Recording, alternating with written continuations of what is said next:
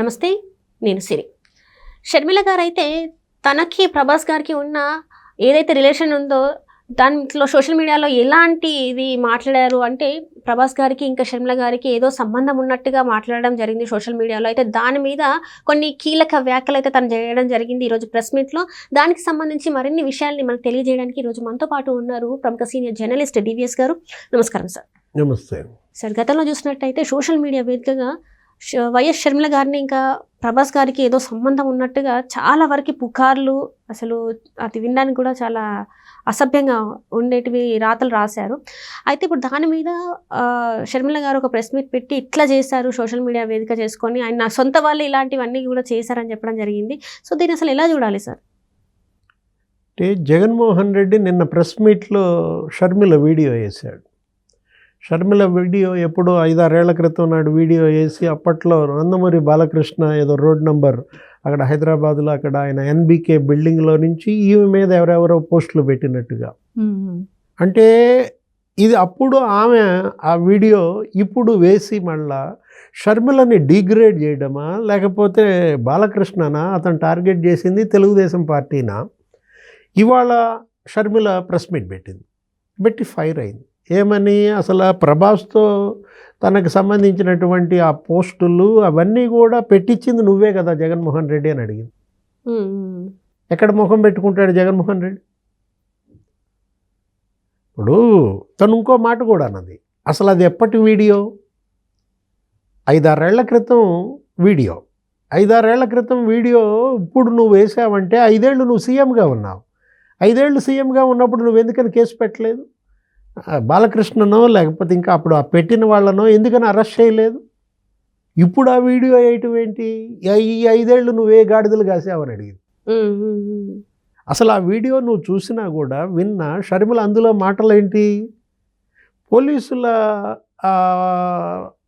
Version ప్రకారం అంటే అది తన వెర్షన్ కాదు, జగన్మోహన్ రెడ్డి వెర్షనే షర్మిలతో చెప్పించాడు. అక్కడ నుంచి పెట్టారని అంటున్నారు అన్నది. ఎక్కడి నుంచి? బాలకృష్ణ ఎన్బీకే బిల్డింగ్లో నుంచి కొంతమంది నా పైన పోస్టులు పెట్టారు. అసలు ప్రభాస్ ఎవరమ్మా? వాళ్ళ ప్రెస్ మీట్లో కూడా అదే అంది. అసలు అతను ఎవరో నాకు తెలియదు, అసలు పరిచయమే లేదు. అతను వయసు ఎంత? అతను సినిమా యాక్టరు. ఈమె వయసు ఎంత? ఈమె కొడుకు పెళ్లి చేసింది మొన్న. రేపొద్దున వాడికి ఏదైనా బిడ్డ పుట్టారనుకో రాజారెడ్డికి, నాయనమ్మ. అంతే కదా సార్.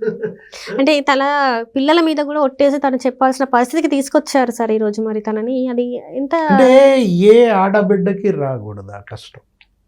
నిజం చెప్పాలంటే షర్మిల బాధ, షర్మిల ఆవేదన, ఇవాళ విజయం ఎంత బాధపడుతుంది. ఇప్పుడు నిన్న జగన్ వేసిన వీడియో విజయమ్మ చూసుంటుంది కదా, ఇవాళ షర్మిల ప్రెస్ మీట్ విజయమ్మ చూసుంటుంది కదా. అరే విజయమ్మ మీదే నువ్వు అసభ్యంగా పోస్టులు పెట్టించావే జగన్మోహన్ రెడ్డి. ఏది? రాజశేఖర్ రెడ్డికి షర్మిల పుట్టలేదనే పోస్టులు పెట్టిస్తావా?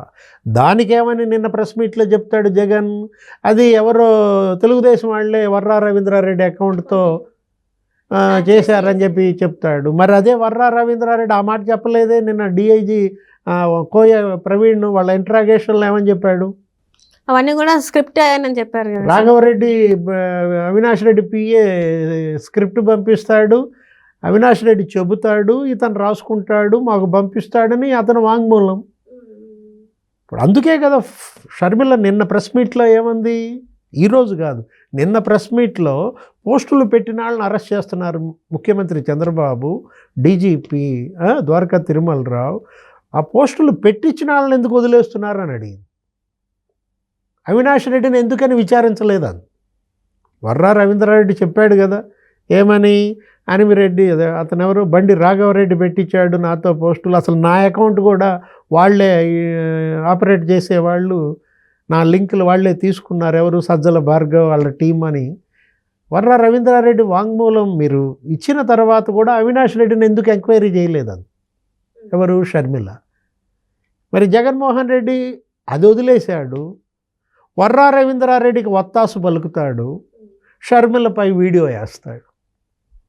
అంటే షర్మిలని అల్లరి చేస్తుంది ఎవరు? ఆమె జీవితంతో ఆడుకుంటుంది ఎవరు? ఇవాళ తనకి 2 బిడ్డలు, ఒక కొడుకు పెళ్లి చేసేది, ఇంకో కూతురు పెళ్లి చేయాలి.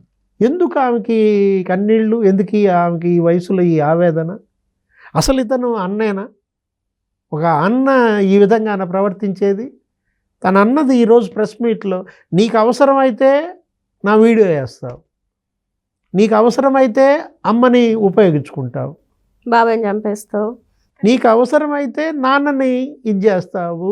అంటే ఏంటి, మళ్ళీ నాన్న పేరు సిబిఐ ఛార్జ్షీట్లో చేర్పిస్తావు, అమ్మ మీద కేసేస్తావు, నన్ను తప్పుడు పోస్టులు పెట్టించి వివాహేతర సంబంధాలు అంటగట్టి అల్లరి చేస్తావు.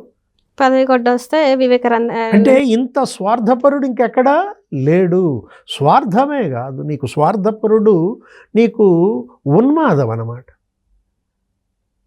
అంటే ఇది ఉన్మాదానికి పరాకాష్ట.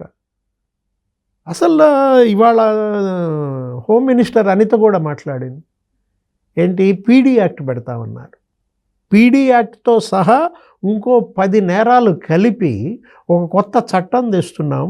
ఏది, ఈ social psycho abused prevent act కింద మనకి SC ST atrocity prevention act ఎట్టాగో లేదు, బీసీలకు కూడా ఒక రక్షణ చట్టం తెస్తున్నామన్నారు మేనిఫెస్టోలో వాళ్ళు ఇచ్చిన హామీ ప్రకారం. ఇప్పుడు ఈ social psycho abused prevention act ఏంటి, 111 బిఎన్ఎస్ 111లో నీకు సెక్షన్ 3 ఏంటది, ఇలాంటి మార్ఫింగ్ ఫోటోలు, మార్ఫింగ్ వీడియోలు, ఈ తప్పుడు వ్యాఖ్యలు, బూతులు, ఇవి గనక పోస్టులు పెడితే సోషల్ సైకోలు కావచ్చు, సినిమా సైకోలు కావచ్చు, పొలిటికల్ సైకోలు కావచ్చు, ఎవరైనా సరే వాళ్ళకి 10 ఏళ్ళు జైలు శిక్ష, 10 లక్షల జరిమానా. ఆ పోస్టులు పెట్టించినాడు ఉంటాడు కదా, వాటిని ఫార్వర్డ్ చేసినాడు ఉంటాడు, వాళ్ళకి 5 ఏళ్ళు జైలు శిక్ష, 5 లక్షల జరిమానా అంటూ ఒక కొత్త చట్టాన్ని ఏదో మేము తెస్తున్నామన్నారు. పవన్ కళ్యాణ్ కూడా మొన్న శాసనసభలో అదే మాట్లాడిన పరిస్థితుల్లో ఇవాళ దీనికి ఒక అడ్డుకట్టపడాలి, దీన్ని రూట్అవుట్ చేయాలి.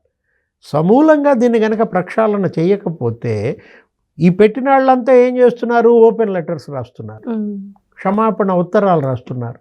మొన్న చూసాం మనం, శ్రీరెడ్డి ఒక సెల్ఫీ వీడియో వదిలింది, మళ్ళీ ఓపెన్ లెటర్, క్షమించు లోకేష్ అన్న, క్షమించండి పవన్ కళ్యాణ్ గారు, క్షమించు అనితమ్మ, పేరున క్షమాపణలు ఆమె చెప్పటం లేదు. నిన్న పోసాని కృష్ణమురళి, రాజకీయాలకి దూరంగా ఉంటారని చెప్పండి, నా కుటుంబం బాధపడుతోంది.